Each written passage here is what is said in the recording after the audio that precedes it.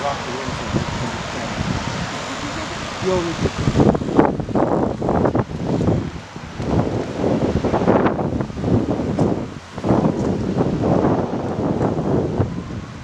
Yeah, all those people are doing is walking down from the bridge because there's the stairs.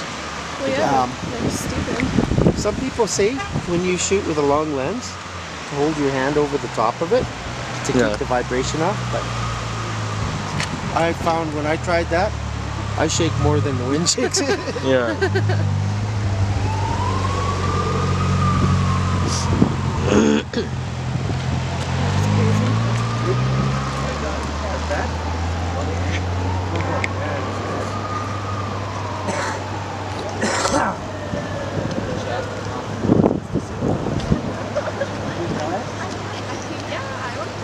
Well, I don't blame you. You may never see it again.